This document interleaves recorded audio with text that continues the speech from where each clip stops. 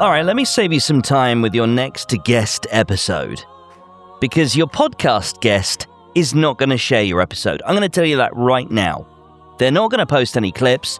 They're not going to tag you back on social media. And they're absolutely not going to write their own caption on your content. You're going to have to do all of that yourself for an episode that, if we're being completely honest, probably benefits them more than it benefits you. Don't worry, I'll say more. We won't share your podcast.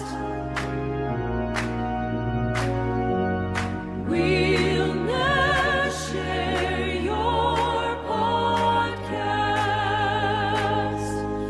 No chance we'll share your podcast. So fuck you.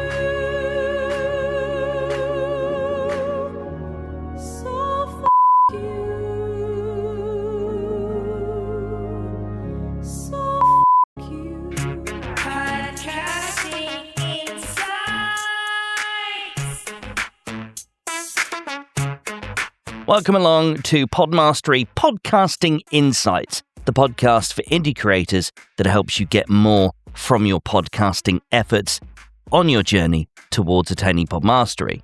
The idea that having guests on a podcast episode is a growth strategy is one of the most enduring myths in podcasting. I mean, the pitch sounds almost elegant. You interview someone with an audience, they then share the episode, their followers discover you, everyone wins. Simple, logical, and almost entirely fictional. Let's start with the sharing problem, because this is where most people fall down first.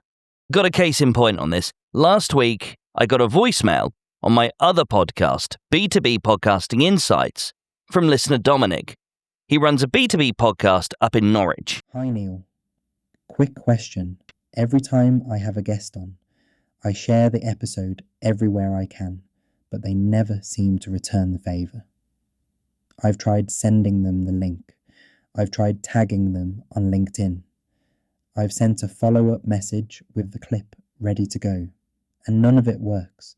It all feels a bit one-sided. Is there something that I should be doing differently, or is this just how guests are? Cheers, Dominic. Dominic's doing everything right on paper. Every time he has a guest on, he shares the episode absolutely everywhere. He sends them the link, he tags them on LinkedIn and Facebook and X and all the other places. He even puts together a clip that highlights them and sends it over to them, ready to post. He doesn't even feature in those clips himself. And guess what? He gets absolutely nothing for those efforts. The guest literally ghosts him, ignores him, pretends he doesn't exist. Now, Dominic wants to know if he's doing something wrong, and that's what he asked on the episode last week. You can go and listen to it for yourself. podnose.co.uk/B2BPI. It's the latest episode on there. But the TLDR of all this is that I said to Dominic, buddy, it's not you. But it's also not really them. It's the problem with the very incentive structure, which is broken by design. Think about it from the guest's perspective. Now, they showed up to do the recording. They did that with you, and it went fine. And they've got their own content to post, their own newsletter to write, their own algorithm to manage. And so your episode that went fine is just one more item added onto their content marketing to-do list. And it's the one item that they think benefits you significantly more than it benefits them. So the clip Dominic sent to his guest requires a little bit of effort to repost, even though it highlights them and makes them look like some kind of social media god, at least from Dominic's point of view. As for the tag on social media, now they have to engage or they look rude. The follow-up message that Dominic has been sending, now they feel a bit guilty. He's essentially sent them homework, unpaid, with an implied deadline, and people do not tend to rush to complete unpaid homework with implied deadlines. Funny that, and if you call them out on it, they tend to feel a bit of shame. But here's the deeper problem, and this is the one that none of the podcast gurus ever talk about or acknowledge, because it's an inconvenient truth. Even when a guest does share, who are you, as the host, actually reaching? Their audience.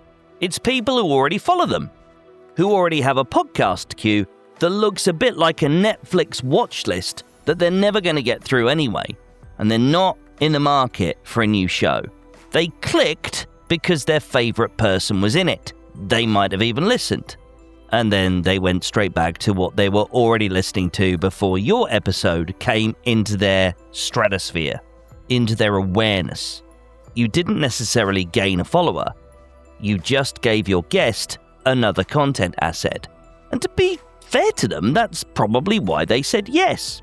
Now, this is the part the Grow Your Show with Guests crowd consistently glosses over.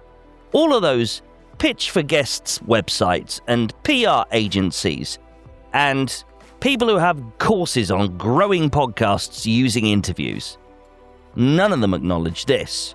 Cross-promotion only works when both parties have broadly equivalent audiences, equivalent incentives, and audiences that genuinely overlap.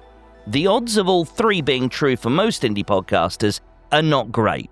What usually happens instead is you book a guest because the topic fits, or they said yes, and you happen to have a gap in schedule. So you record a decent conversation, you do your bit, and then you spend the following week refreshing your stats, wondering why nothing has changed. Now, I'm not saying don't have guests. Guests can make for brilliant content. They can bring fresh perspective, fresh energy, stories that you couldn't possibly tell yourself. But if the primary reason you're booking someone is that they've got a large social media following and you want a piece of that, you're going to be disappointed every single time.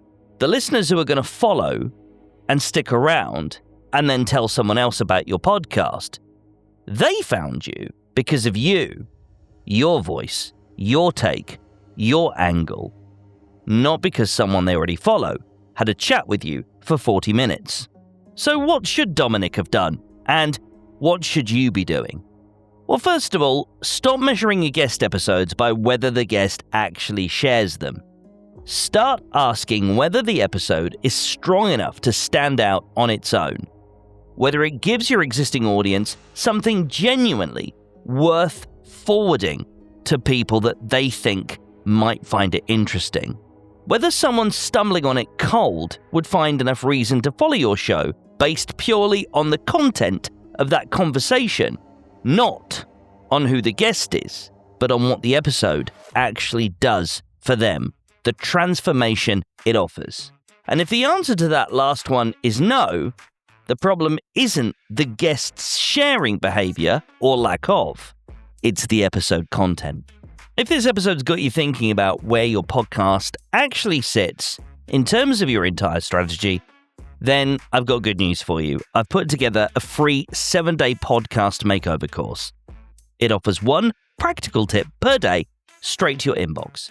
Head over to podmastery.co and sign up. It's right there on the homepage.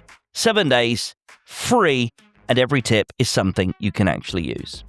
If you found this episode useful, please do share it with somebody else you know who is an indie podcaster, indie creator, who wants to get closer to Podmastery. Until the next episode, good luck with attaining Podmastery.